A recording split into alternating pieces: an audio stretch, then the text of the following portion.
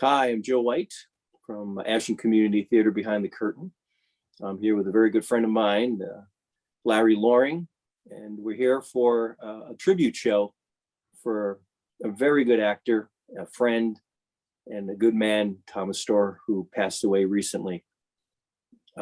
Larry and I worked with him over the last few years, and we're going to miss him terribly. But today is about honoring him and the work he's done and the people that he's impacted. So today's going to be a little bit tougher type of an episode, but fond memories of Tom and the work that we did together. Larry, maybe you can talk about a few things about how you first met Tom.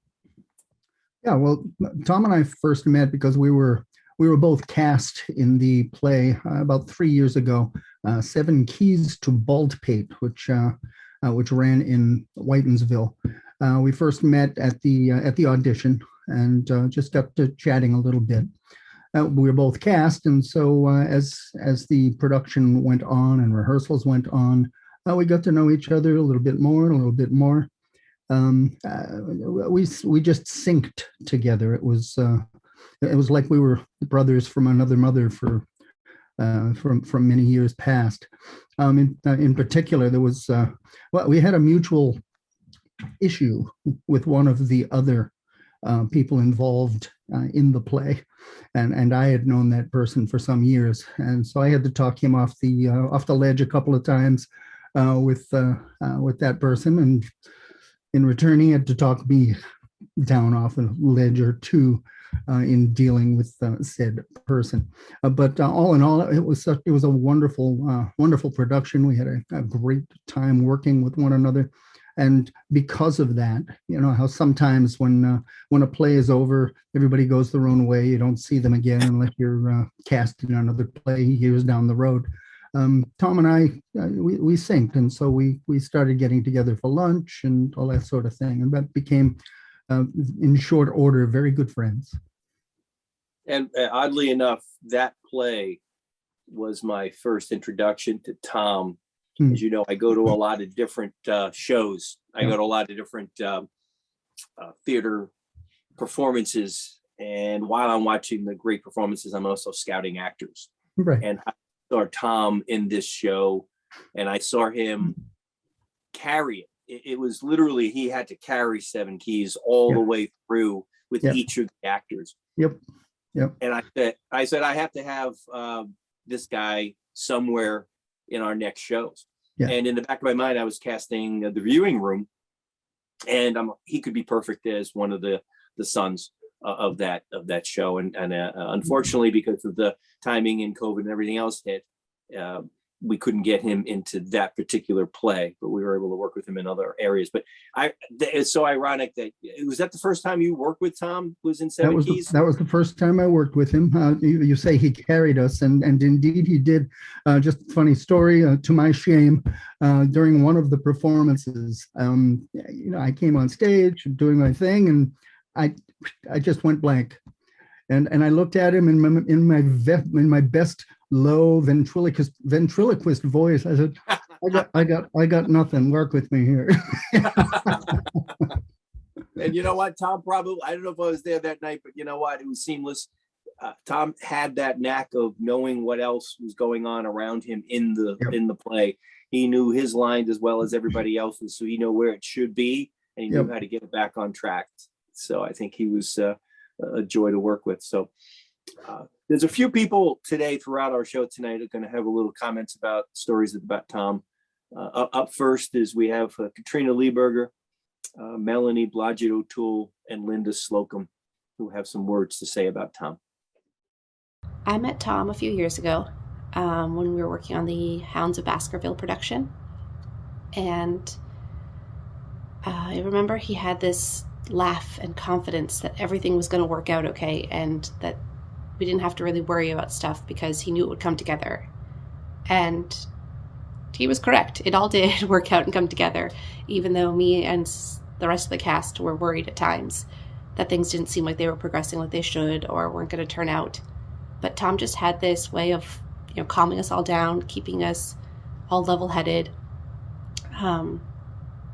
And like one of my favorite stories that I like to tell about Tom is during that production, he knew that it was my first major role, and he wanted me to succeed, and he wanted, it to go well for me, as well as for the production in general, but he wanted it to go well for me, on a personal level as well. And he offered to meet at a local coffee shop to run our lines. And after we ran lines for the scene that he and I were in together, he would run it, and then, so I could do my lines, and then I did it so he could do his lines. He offered to run all the other scenes that he was not in and all my other lines, which I was very thankful for. And, when we were getting ready to leave, I was thinking, wow, that was really nice of him to take that time to run through all of my scenes so that, I could be confident in it. And as we were about to leave, Tom asked, so do you want to do this again next week? And he actually did. We met at a local coffee shop for several weeks, running all of the lines, both his and mine. But if I'm going to be honest, like most of it was running my lines. And I'm very thankful for him, because I really feel like he helped me, put forward the best, character I could for that show.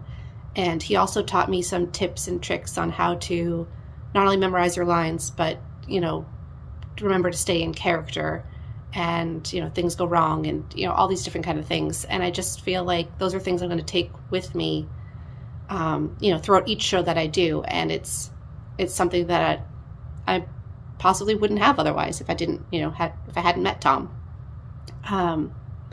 But he just was really just a great, genuine guy who wanted to help out everyone around him and wanted others to succeed as much as, he wanted himself to succeed. It wasn't a one-man show where I want to do all the best stuff I can and it doesn't matter what anyone else is doing. Tom was the type of guy who was like, no, I want you to succeed too. I want everyone to do the best that they can do. And he wanted, everyone to have the best opportunities, or the most opportunities they could have. And I really just appreciate who he was as a person. And I think that the world unfortunately lost a great, great man. And I'm so sorry for his family and friends, and honestly everyone in the theater community, because it's a great loss. I would like to just offer my condolences to Tom's family and to say that I'm so sorry to hear of his passing.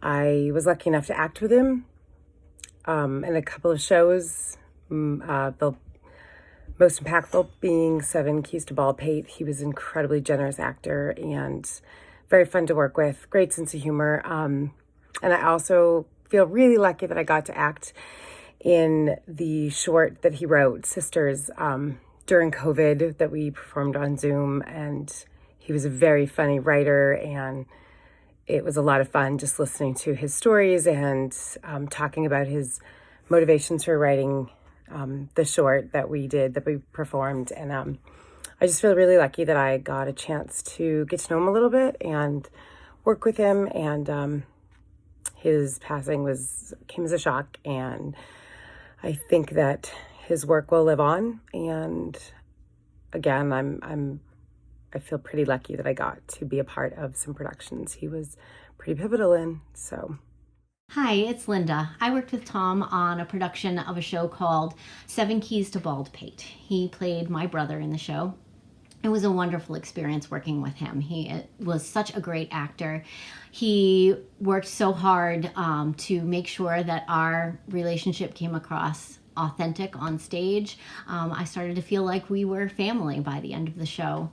I also recently got a chance to see Tom in a production of Arsenic and Old Lace with Milford Performing Arts Center.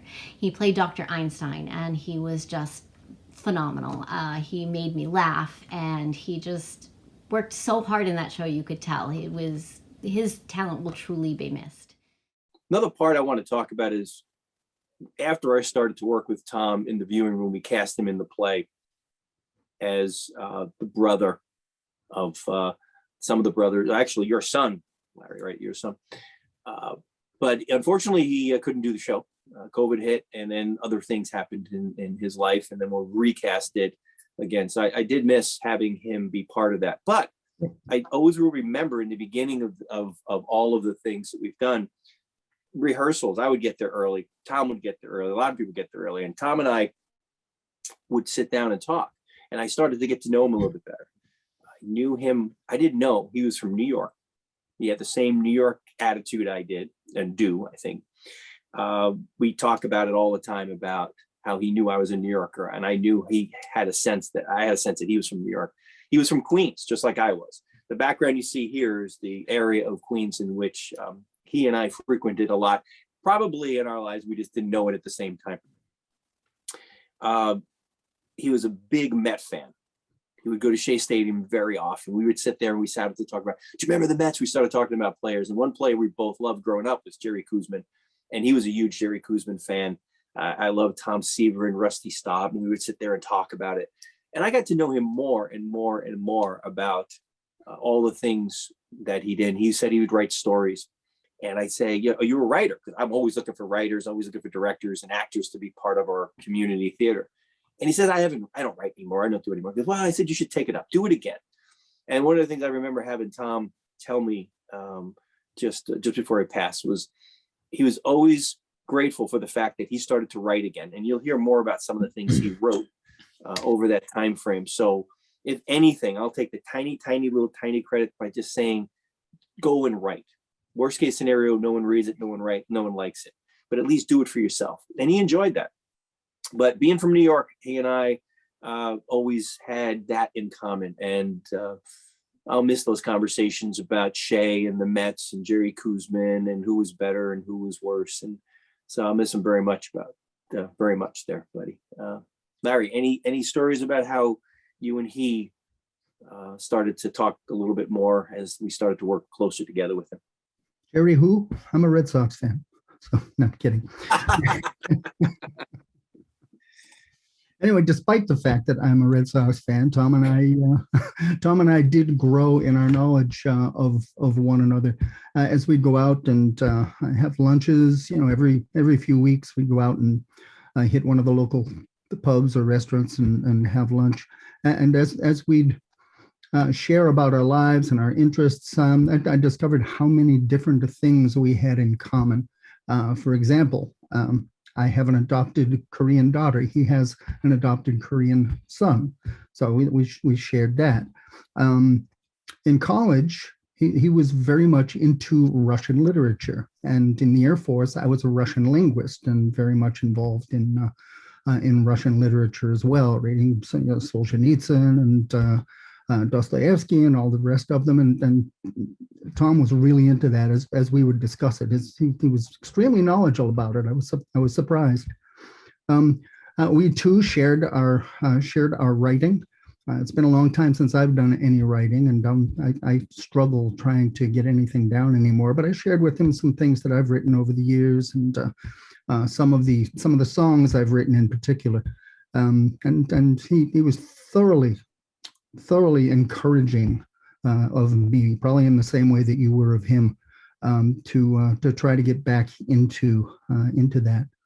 But most important, most gratifying, perhaps for me, is the fact that when he had finished writing Friends in Black and White and had put kind of the final touches on it, he sent me an email, me and Jerry Halfhide, asking us to read it and asking if we would be interested in performing it, because I guess as he wrote it, he had me and Jerry in mind, and that was gratifying that he would actually think of me and want me to be a part of that play. He was always welcoming of input for his writing as well. I think one of the things I'll add to that story is he and I chatted about this play, and which turned into a screenplay and into the movie that we've made. Was he and I always talk about when we write something, and the way he wrote, he develops the character in mind, but he also looks at the actor who's going to play him. And he did look at you, and he did look at Jerry, of what he's known about the two of you, and created those characters in your life. So I think that was one of the skills that he had and talents that he had to be able to do that. So let's listen to some others that has also got some stories or some sentiments for Tom. We have Bunny Porter, Terry and Brendan Bolke, Jake Lewis, Donna Bishop, Jerry Halfhide, Chris Wank, and Mark Brooks. Hi, Tom. This is for you.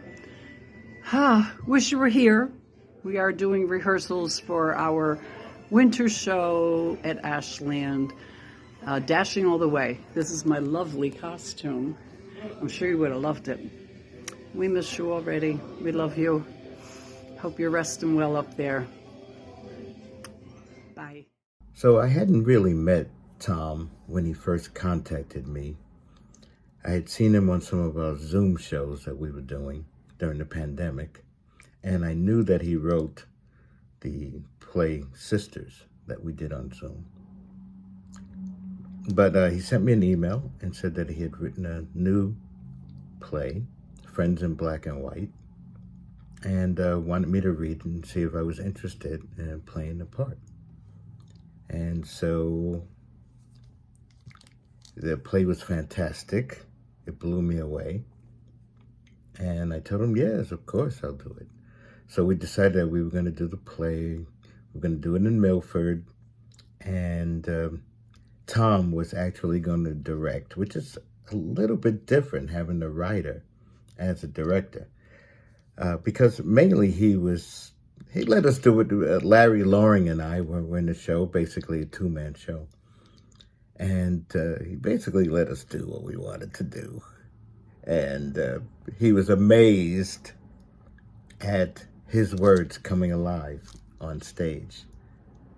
And just to see the joy and the amazement, really, that he had produced from his head, this thing.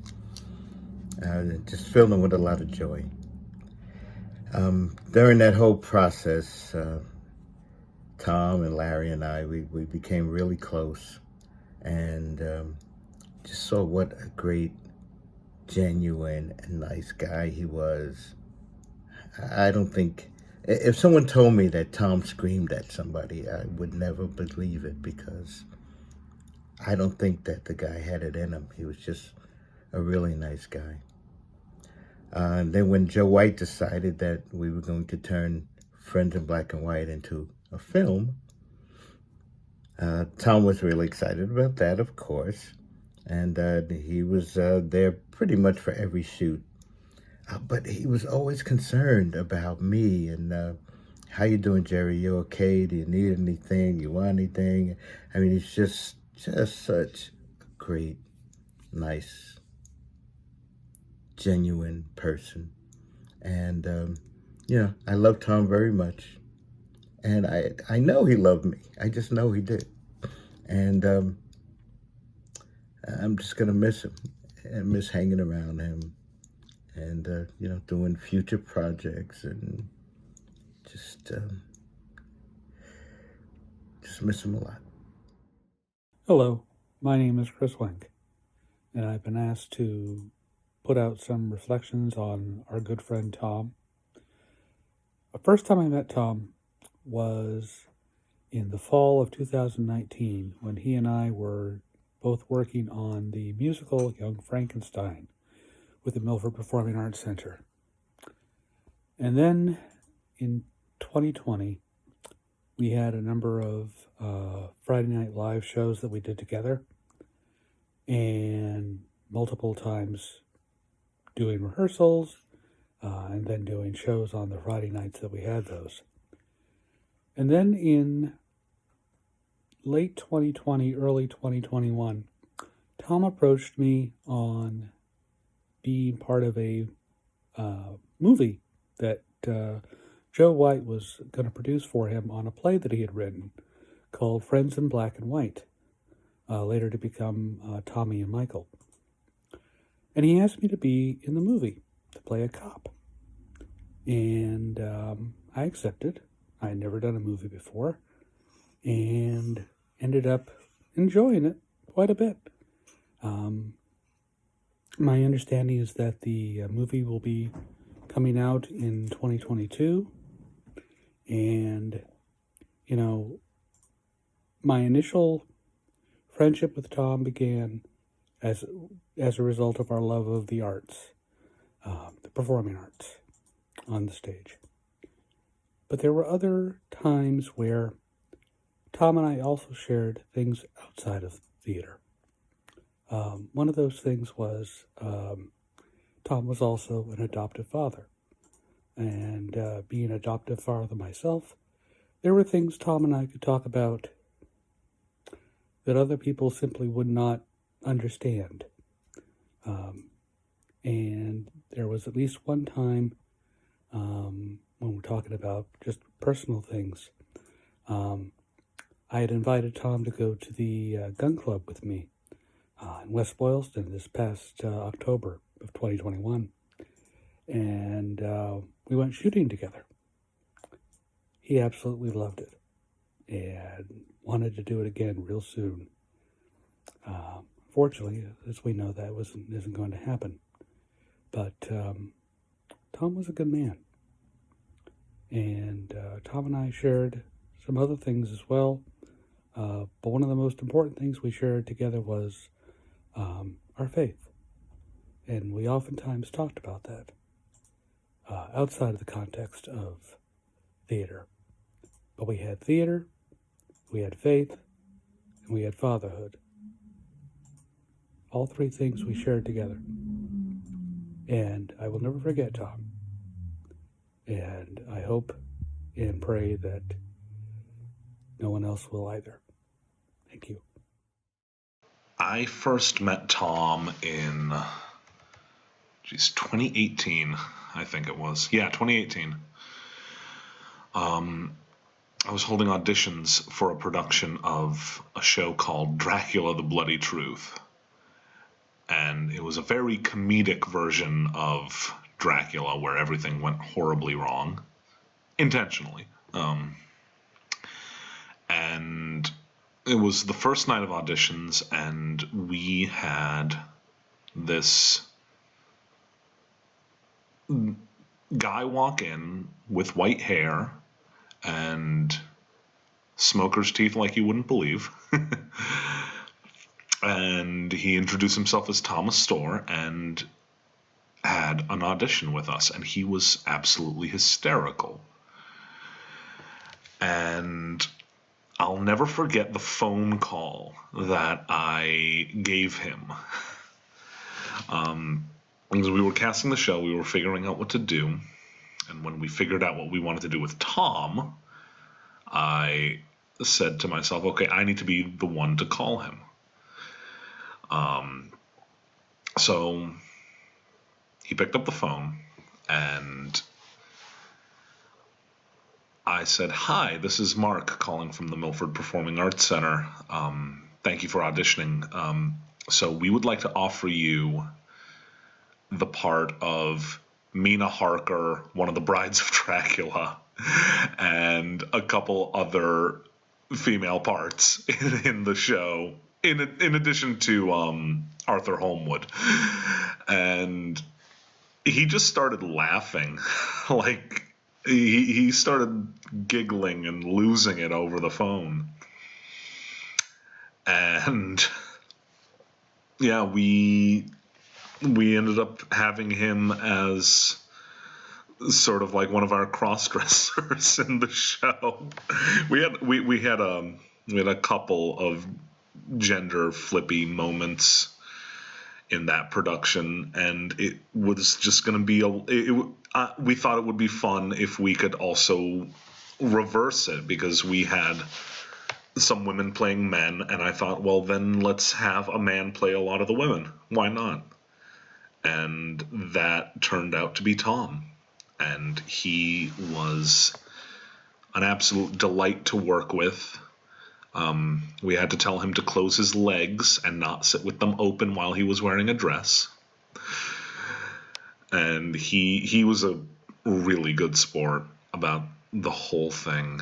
And he kept in touch afterwards, kept doing shows with us.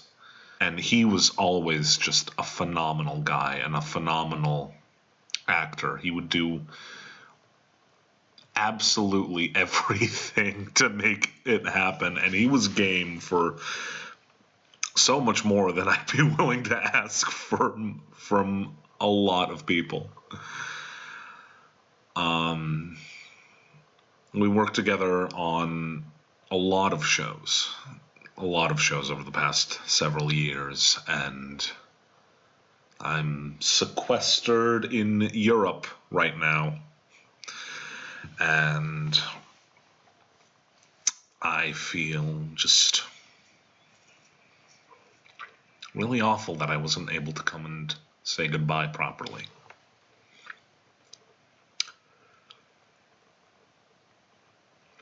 But Tom would not want the rest of us to think about him and be sad. He would want us to be happy and remember the good times and how much he made us laugh. So, yeah. So hold him close. Never forget his smile or his laugh. And let's try to make him proud. Hi everyone, I'm Donna. Thank you for the opportunity for me to express my sorrow for the family and the friends of Tom. I only got to work with Tom once, just once, but I have to tell y'all right now that he was a genuine person, not just in person, but a genuine actor too. There was nothing phony and fake about Tom because every little tiny bit of him shone through in his roles that I know, that I saw, and I'm happy to have known him, and I feel kind of privileged to have worked with him. And again, I am so very, very sorry that you've lost Tom so early on in your life. But he's a great guy, and I'm glad to have known him. Hi, I'm Terry Bolke. And I'm Brendan Bolke. And we just wanted to say how we met Tom and how much he meant to us. So how I met Tom was the first time he came to MPAC. We did Dracula, The Bloody Truth.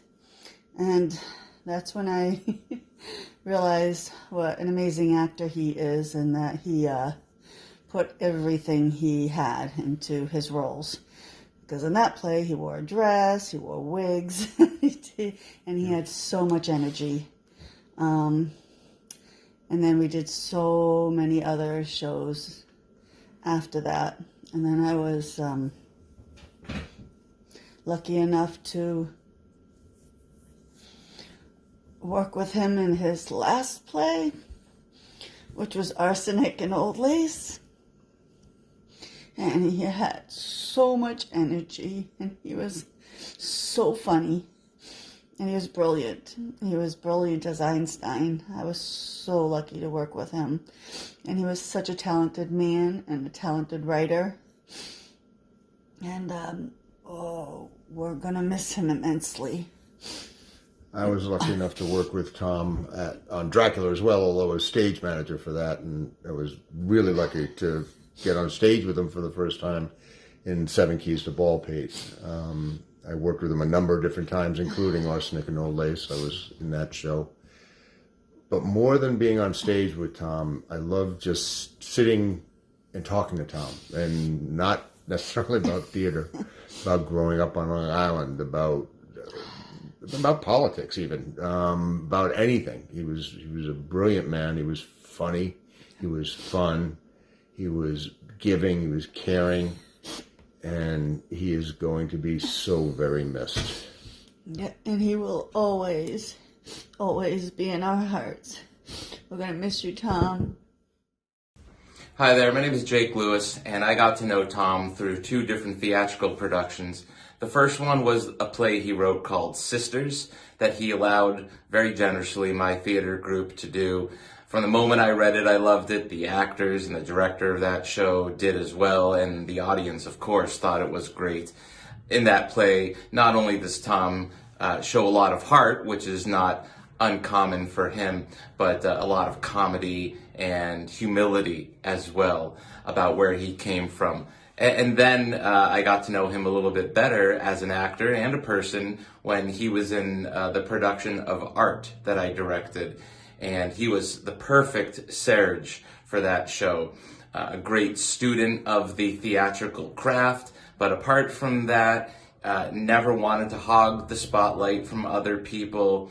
He was very selfless, and even off screen or off stage, he was just very easy to talk to and was there for you. So, Tom, thank you for everything that you brought to my group, but more importantly to me as a person, and you will certainly be missed. All right, now, one of the things I want to talk about today is the great work that Tom did in writing the play Friends in Black and White, and then it converting into a screenplay that he and I collaborated on to make it into a film. So Larry, why don't you give us a little bit background of Friends in Black and White, the play, and your involvement with Jerry and Tom along the way, and then what you've ended up doing on stage in Millis. Sure. Friends in Black and White, as I mentioned a little bit earlier, Tom asked Jerry and I if we would be willing to participate in that. We both agreed. And back at the beginning of 2020, we started doing rehearsals. We were going to perform it in a one-act play evening at the Milford Performing Arts Center. So we were in rehearsals. We were having a great time. In particular, Jerry and I just became fast friends. It was almost as if we'd always been friends. And then Tom, in the mix of that, the three of us became kind of inseparable. It was so much fun, so many laughs, so much enjoyment in rehearsals. I've never had a series of rehearsals that were that fun filled, if you know what I mean. Mm-hmm. And then COVID hit, and like 2 weeks before we were supposed to actually go on stage, they had to close down because of COVID. And so, excuse me. So that kind of languished for a little while, and the next thing I knew, you were going to, or he was going to contact you to see about putting it together as a screenplay and as a film.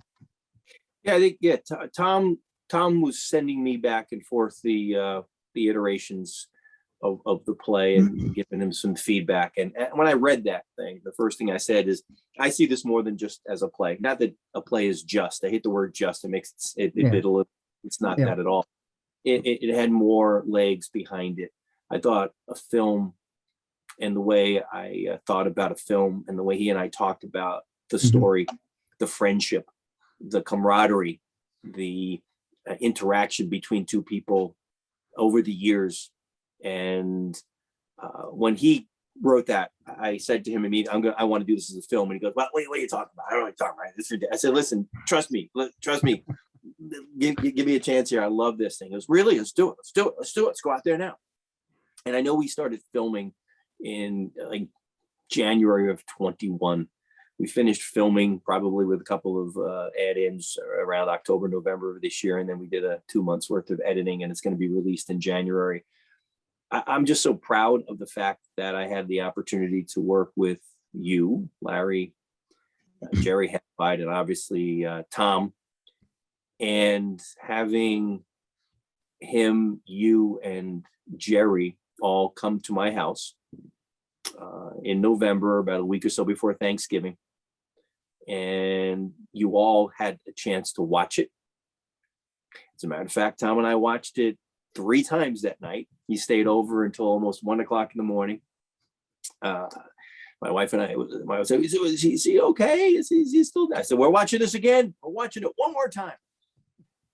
And just as a sentiment, he kept saying he's so proud of the work that you and Jerry did as actors. He was proud of the work that I did as a director. He felt that his words came alive in that show. The sentiment that he wanted was there. And I'm very proud of the fact that I didn't delay that preview. I was almost going to cancel that night. Yeah. I ended up saying, no, let's do it after my birthday in December. We'll do it. And, you know, one moral of any story that you have is if you have something to do with good people, you never know. So let's do it now. Don't wait. Don't push it off. But that show, that movie is one of the proudest things I've done. And I'm so proud to have worked with Tom, to use his words, his story, his background, and enabled me to expand on it and do it hopefully justice. And obviously, I know that you and Jerry did a great job on that film. And how was your interaction working with Tom and myself on the film?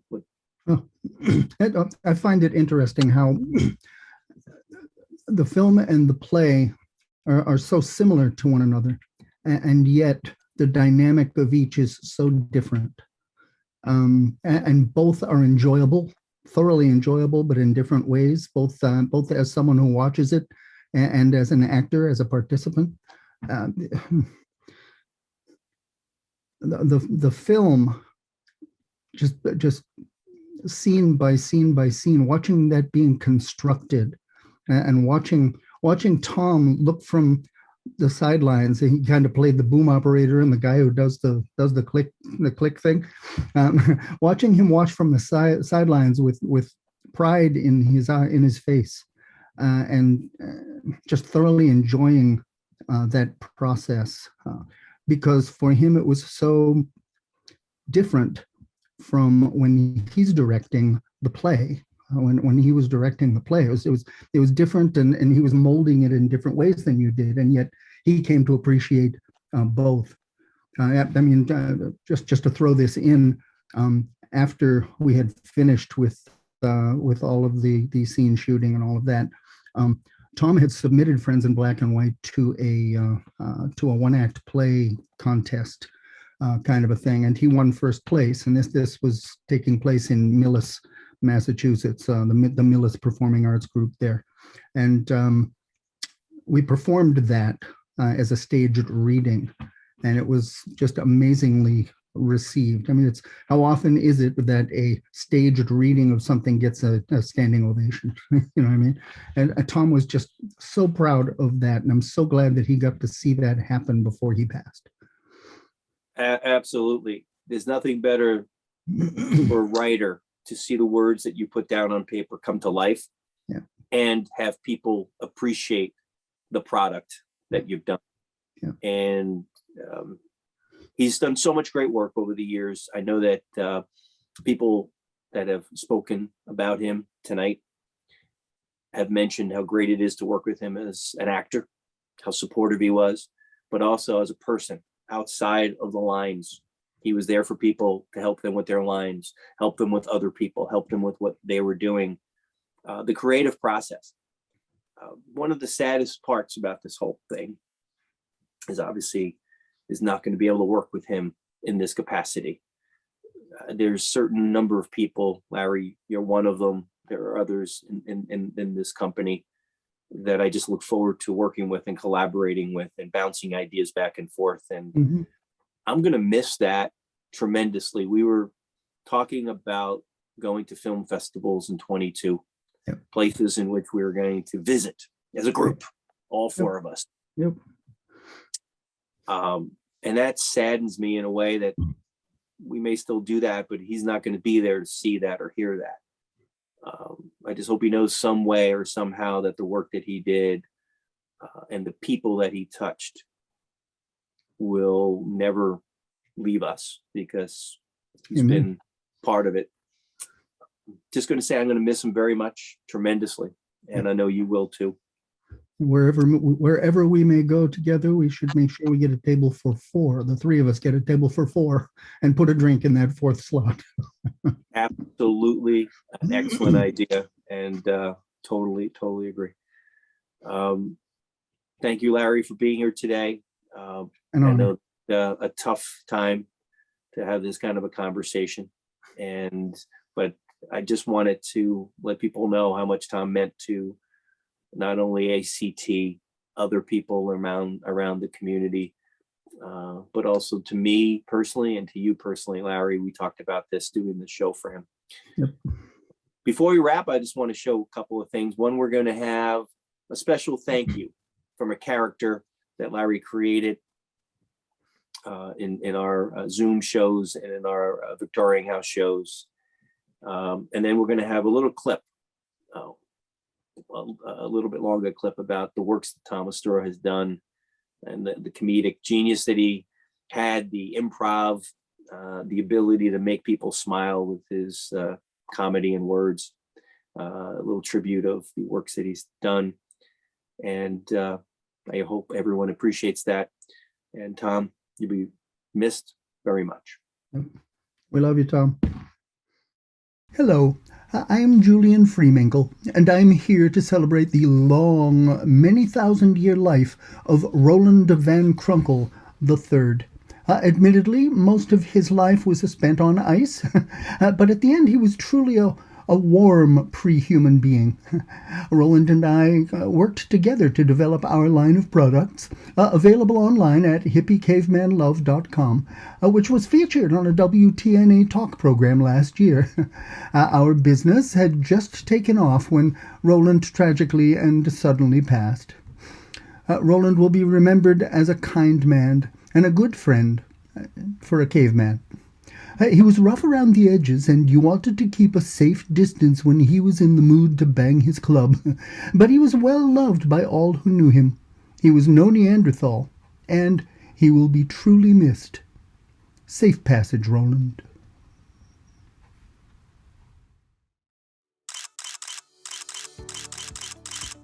Hello out there in TV land. My name is Paul Wapchap, and I'm here to tell you about a fantastic offer that may just change your life. Yes, I'm talking about Starface. That's right, the one, the only, the original program that can make you look like a star. Are you depressed? Do you recoil in horror when you look in the mirror? Were you playing hooky when God was giving out the good-looking faces? Do your friends think you're the main branch on the ugly tree? Well, here at Starface, we can change all that. Once you've been to Starface, you can proudly tell the world, no more fruits falling off my tree, I'm a star. Have you ever dreamed of looking like a movie star? Maybe Brad Pitt, Tom Cruise, or Halle Berry. Or maybe someone famous from history like Abraham Lincoln, Julius Caesar, or Eleanor Roosevelt. Well, now your dream can become your reality. The Starface system uses no messy sprays or gels. Our procedure is designed to not alter any bone structure, although there may be some temporary paralysis when your Starface wears off. Our factory-trained conditions operate in a completely sterile environment, using only local anesthetic. And get this, we'll come right to your home or office. Plus, we guarantee that our technicians will not be drunk when they're performing your procedure. That's one hard and fast rule at Starface. Oh, let them get God snobbered on their own time. Well, enough from me. Let's talk to one of our few, many satisfied customers, Bob. Bob was in real trouble before he called Starface. His wife had left him, his kids no longer called him daddy, and gosh darn it, he was just one unhappy camper. Bob, tell us more. Thanks, Paul. As Paul said, I was definitely in a funk. Before I called Starface, and my wife was off with her boyfriend somewhere, and my boss had fired me. Your face, he said. It was your face, my face! Oh, I didn't know where to turn. But then, in a moment of inspiration, I remembered Paul and Starface from Paul's late night infomercial. I called Paul and his team, and they could not have been more helpful. After sending them my picture, they sent a team out to me immediately, as if they were right around the corner. But anyway, Ronnie and Carol and Beatrice could not have been more professional. There were no judgments, no gaffes, no snide remarks. And anonymity, they showed up at my house in a plain white van with no markings or advertisements. And the process went smooth, let me say, only slightly painfully. They injected me with local animal anesthetic, and when I woke up, I was a new man. Yes, folks, I was Tom Brady. I knew it was only going to be temporary, but who wouldn't want to be Tom Brady, even if only for a few months? I bet even Giselle couldn't tell us apart. Well, maybe she looked real close, but anyway, who cares? No one else could. I was a portly Tom Brady. Oh, Paul, it was a miracle. People stopped me on the street and asked for my autograph. I sold 4 memberships to TB12. Oh, And the co-eds, the real live co-eds, not like those ones on the TV show. Oh, they lined up to take a picture with this Super Bowl hero. I thought I died and gone to heaven. But even though I'm back to being plain old ugly Bob again, I have memories that last a lifetime. I was Tom Brady. I was the GOAT. Now I just look like one. Kind of smell like one too. But things aren't all that bad. Sure, I'm living in my car and I don't eat regular meals. But I'll bet even Tom Brady spent a night or two in his car. Don't you think? But, oh, Paul, by the way, you were going to send somebody over about that problem with my jaw? And the thing I'm... Oh, good, Bob. Thanks, Bob. Glad to hear things are going so well. Keep at it. And remember our customer loyalty discount. Folks, I get very emotional when I read one of our customer testimonials. Oh, excuse me. What? For those of us trying to access our website, please note that it has been temporarily shut down by the FDA. But we expect it to be up and running in a day or two. Please be patient. You know, it's not just men that use Starface. Here's Shirley to tell you about her Starface experience. Shirley? Yes, Paul, like Bob, I too was in the dumps. Oh, it had been a bad month. Well, a bad year, actually. My husband was sleeping in the guest room. My kids were taking their meals behind closed doors. Even our dog would turn his rump to me when I entered the room. Oh, I was at the end of my rope. But now, everything has changed. I'm a new woman, if I say so myself. I just picked up the phone and called Paul at 1-800-BE-A-STAR and told the operator I want to look like a star. And it was so easy. Oh, I made an initial down payment and agreed to monthly payments for 4 years. That's all. I just charged it to our credit card. After hours of looking through samples and mug books, I decided on my new face. Yes, I choose Amelia Earhart, the pioneering female flyer who went missing in 1937. Oh, it felt so natural. Paul's team even provided me with a flying cap and goggles. Oh, it's been an incredible time. Reporters follow me around 24/7, trying to find out where I've been, why I didn't return sooner, and why I haven't aged in 83 years. Psychics even call me for advice. Oh, and the mayor of Ashland gave me the key to the town. Oh, and Paul, my husband, is so excited. He started taking flying lessons. And let me tell you, the passion has returned. Oh, and my boys are so proud. Oh, we eat dinner together every night in front of the big TV in the living room. And they're not embarrassed to have their friends to the house. I even spoke to their class for career day. Amelia, you've been found. Oh, Paul, my self-esteem has never been higher. In fact, it's through the roof. Oh, of course, a few of the busybodies at my church thought I was the devil, but that was only temporary. I am proud to say I am once again a member in good standings at the St. Aloysius Community Church. Oh, Starface has changed my life.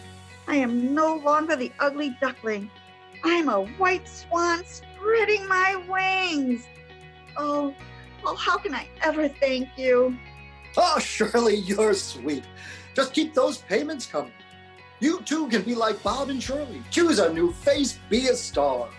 For only a small down payment of $19.99 and 48 monthly payments of $69.99, you can improve your self-esteem and impress your friend.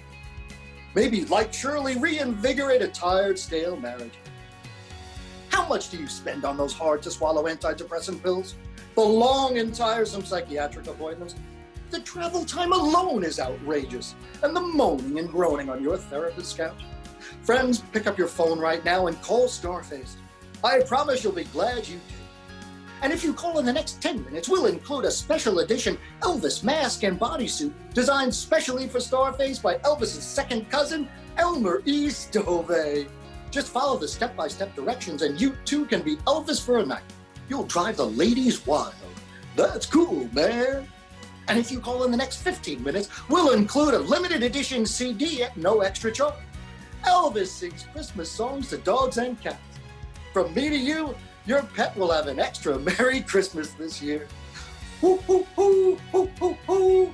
And for our Jewish clients, you have the option of choosing Elvis's little-known CD, Elvis Broke Bread at My Grandma's Seder. Passover, Smassover, Holy Moses, what a deal! Certain conditions apply. Clients must be at least 18 years of age, be available for promotional events, be certified ugly by our board-certified technician, and not be a member in good standing of any criminal organization. Affiliates of these organizations are okay in our book. So please call the number on your screen now. Operators are standing by to help you become a star.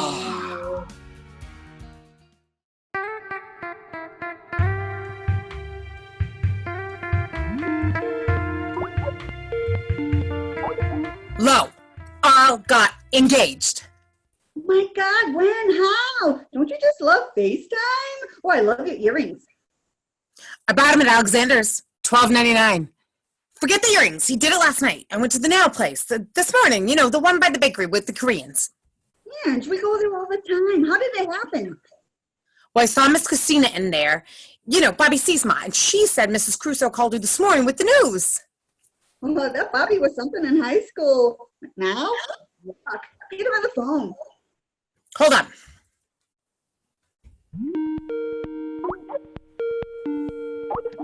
And? Hey, baby! That's your ring! Woohoo! My finger hurts. It's so big. Oh, it's huge. It's like those pastries are big. Pastries? When's the wedding? What colors should we wear? We can get our dresses at David's. Oh, David's is good. Mary Carucci works there. She didn't shut up, that one. Talks and talks and talks. Earl, are you okay? I'm just not sure that he is the one. Oh, you've been alone since Richie went away. How's he doing anyway? Okay, I guess. If not, his mother would be all over me. She sees him on visit in days. She's a piece of work. Earl, Chris is a good guy. He has a business with his family. He's cute. Girls, he's bald. And that mustache. I don't know, he's just, he's so Greek. He's balding, not bald. I wish Phil was bald, like totally bald. No eyebrows, no nothing. His hair is everywhere, in the drain, on the floor. He's like a woman, spraying, gelling, brushing. One of these days, I'm going to shove that brush right up his ass. Ow. Remember last Christmas? He bought you that necklace, the one with the diamonds? That must have cost like $5,000. I know, but it's his family, too. The brothers. And I swear, the younger sister has a mustache thicker than Chris's. And the mother, she's always giving me the eye. Up, down, left, right. I don't know how she does it. And we got to get married in his Greek church. And I cannot believe that I am telling you this, but he smells like lamb from the restaurant. He showers, he puts on cologne, but he still smells like well-done lamb chops. And tell me the truth. Do you love Tony? Earl, we've been married for forever. It's not that simple. I'd say kind of maybe. Earl, he follows me around everywhere. Everywhere. What do you mean he follows you around? He never goes out with friends, with strangers, with anyone. It's always, what are we doing tonight, Ange? Should we order a pizza, Ange? I just want a few minutes to myself. I want to sit on the toilet and read my People magazine in peace. The only time he goes out without me is to work in a mass. Oh, and confession every other Saturday. What does he have to confess? That he ordered the pizza with pepperoni when I wanted onions? Phil's never home. He's either working out with clients or playing golf. Do you think that he is seeing someone? Oh, no, Phil wouldn't do that. He's got a Madonna complex. He loves his mother, then me, in that order. Plus, his mother would put the Malocchio on him if he cheated. Do not tell me that he believes in evil spirits. He does. Oh, it's too funny. The other night after supper, I put the horns on him. You should have seen him running. I peed myself. I was laughing so hard. Oh, Earl, it's not so bad. He's a good provider, my Phil. And he loves little Philly. And, most of all, I'm afraid to go out there again. I can't pick a thimble out there. No road maps. And you're waiting for the lions to tear you limb from limb. No way. Nada. You better hang on to him. I'll take pepperoni pizza and a second shadow any day. Okay, well, what about the physical part? Is that still It was disgusting. Phil came home with some book the other night, the Kumakama something. He had the nerve to ask me. In the kitchen. Oh, I hadn't even had a chance to mop that day. It was horrible. And with your sciatica. Girls, I don't know what to do. Well, let's get Mom the FaceTime. She'll straighten her out. FaceTime, you sure? Straighten me out. What does your mother know about love? Mom, it's me. Press a button. We got you on the FaceTime. Baby, can you see me? How are you? Little Tony? Ma, we need your advice. I mean, Arl needs it. Ma, I'm here too. Sweetheart, how's Philly? Still love his Nana? Ma, you have a few minutes? I heard about Arlene and the Greek boy. I'm so happy for her. Mom, Arl's on here too. Oh, Arlene, congratulations. Now, how's your mother? Her bunions? Oh, the poor thing. She's fine, Mrs. T, and thank you. How did you know? Well, I was at the bakery this morning, and Lorraine, you know, the one with the big hair, she said your mom called her. Ma, I'll need your help. Oh, what do you need, sweetheart? You need money? You need Mr. T to fix something. Come on, get over here. Arlene needs you to fix something at her house. No, Mrs. T, no, it's not like that. It's just, you see, and I don't know how to say this. I don't know that I love Chris. I mean, he is a great guy and everything. I just don't know that I am in love with him. This is so embarrassing. Don't be embarrassed, honey. It's me. Mrs. T, I want to see fireworks when we kiss. I want to tingle. Am I making sense? Sense? Not at all. I have no idea what you're talking about. Fireworks. Tingle. Arlene Pistano, do you think I loved Mr. T when we got married? Of course, I'd assume that you were. It was a rhetorical. Listen, I was 19 when I married him. I didn't know what love was. My mother didn't know what love was. My nana didn't know what love was. You seeing a pattern here? He seemed nice. He was in the Union. He was Italian. Brought me flowers a few times. And love? Maybe you just forgot that you were in love. Oh, Marone, Arlene, you're a sweet kid, but sometimes you can be a little stupid, no? No offense, sweetie. I think I might have been in love with Mr. T for maybe 2 days back in the 90s. Or maybe it was reflux. Thank God it went away. Arl, Mr. T brushes the snow off my car before I go to work. He rinses the dishes before he puts them in the washer. And get this, he puts the seat down on the toilet when he's done peeing. Arlene, that's as good as it gets. Sorry to tell you, kiddo, but that's love, honey. Mrs. T, you are kiddings, right? You've seen Mr. T. Those glasses, I mean, how thick can you get? I get dizzy when I look him straight in the face. Baby, you need to make compromises. Life is about compromises. Now you're coming on the 4th, right? You bring your Chris. I'm making my lasagna. Yeah, Mrs. T, we'll be there. And, thanks for the advice. Well, thanks for time facing me, girls. I love ya. Mwah! Is your mother feeling all right? She's got a fever, right? What do you think she told us when we got married? You learn to love. You learn to love. Arl, Tony's a good guy. He works, he comes home. We go on a cruise every year, 2 times to Atlantic City. I have little Tony. It's not that bad. It's not that bad. Little Tony. He's the love of my life. He's the light of my life. Get this. One time, Big Tony tried to spank him right in front of me. I got in his face and I told him I'd pluck his eyeballs out. He ever put a hand on him again. He moped around for days. But you seem happy. Things are okay. We just don't believe in all that Shakespeare and love crap. Gwyneth Paltrow. What kind of name is Gwyneth anyway? Like Polish? And the hair. I know she dyes it. I am stunned. Earl, little Philly, Mom, Dad, and Ange. They are here inside. They're like a part of me. Someone needs a kidney, I'm at the hospital that day. Doc, take it out. If someone's about to be run over, I'm like Superwoman flying in to save the day. Now, Bill, well, maybe he's on the kidney waiting list. You see what I mean?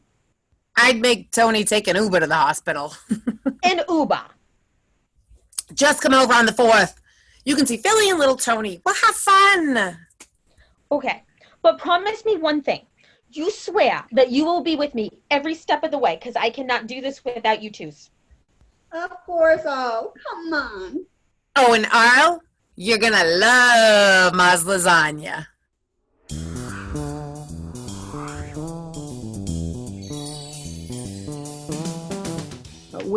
Claire, good afternoon. I do appreciate your availability in scheduling this video chat. I've reviewed your resume, and I must say I am very impressed. You are obviously well qualified for this position. Yes, I am. Now your job description says this is a salaried position. I want to confirm that's not code for unpaid overtime. Well, no, of course not. But sometimes when there are big projects, we all have to chip in to get it done. This isn't a 9-to-5 job per se. So you compensate for that. Well, no, the salary is commensurate with the expected workload. We'll see. Now you say great benefits. Great benefits for me is top-tiered health insurance and 4 weeks paid vacation. 4 weeks? Plus paid sick leave. Well, we base our vacation package on time with the company. So we start with 2 weeks, but based on your experience, we could probably offer you 3 weeks. I'd have to speak with my partners first. But we do offer 401k match, medical, dental, vision, paid continuing education, and we will contribute to your cell phone bill. My cell phone is for personal use. I don't expect you or anyone from the firm to be calling me or sending me texts or emails. Moreover, when I leave the office, I won't log in and check email until I return to work. I assume that won't be a problem. We do need to be able to reach our employees when there's a crisis. I have found that an employer's definition of a crisis and my definition are often two very different things. I see. What is your employee fitness program? Our what? Employee fitness? Obviously, you expect your employees to be healthy. Sitting at a desk all day is the new smoking. I do yoga in the morning on my own time, but I like to take a cardio class midday. Now, I would prefer this to be offered on company time, but so long as there's a gym in the building with the membership paid for by the company, I am willing to take a Zumba class on my own lunch break. Now, as to the office setup, I assume all desks are set up in a feng shui, commanding position so as to create positive energy. How is the airflow? Breathable? Never mind, I'll fix it when I get there. I can start on June 1st as I have a yoga retreat in India that ends then. However, I will need to take the first week off in July as it's my parents' anniversary and we're going to be on the Cape. In fact, I take that week off every year, so you might as well just get it on the calendar now. Yeah, I'm afraid that no employees are allowed to take vacation time during their first 90 days of hire. Of course, I will need the major holidays off, and I presume you shut down between Christmas and New Year's. I'll just email you my holidays now. I need you to send me photos of my office so I can have my decorator take a look at it. You know what? I'm really sorry, but I do have an urgent call that I need to take. If we decide to advance you to the next round, you will hear from one of my partners. Goodbye.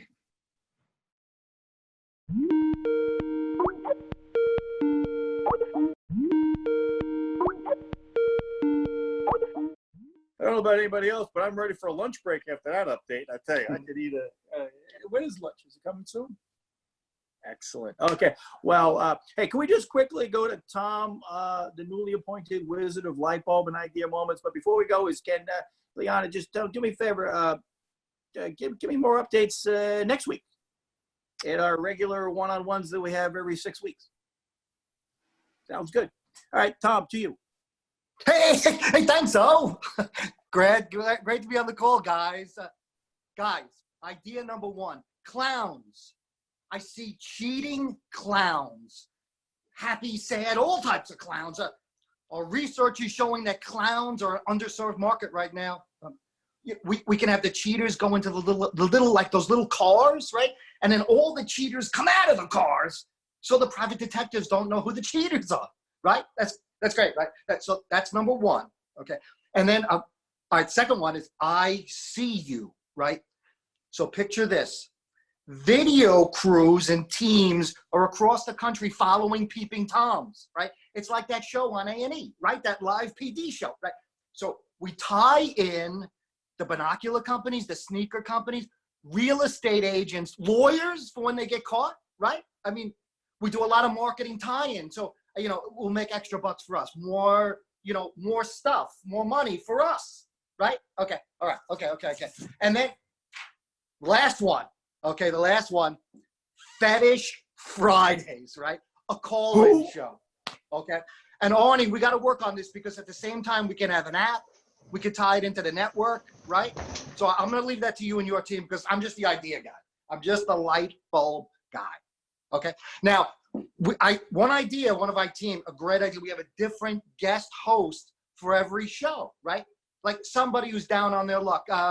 What's that? Newt Gingrich, right? Newt Gingrich, that guy. And John Cleese from Monty Python. And the best idea, we get Jimmy Carter to discuss biblical fetishes, right? Jimmy Carter, president, oil crisis, biblical guy, Georgia. Now, Katrina, we may need to talk about the philosophy about this, okay? And, you know, oh, I love this company. I just love this company. Tom, how do you do it? I mean, seriously, how do you do this? Like, you come up with like an idea, like almost every 6-7 weeks. I don't know. You know, I'm going to the bathroom. I come up with an idea. I come out of the bathroom. I come up with an idea.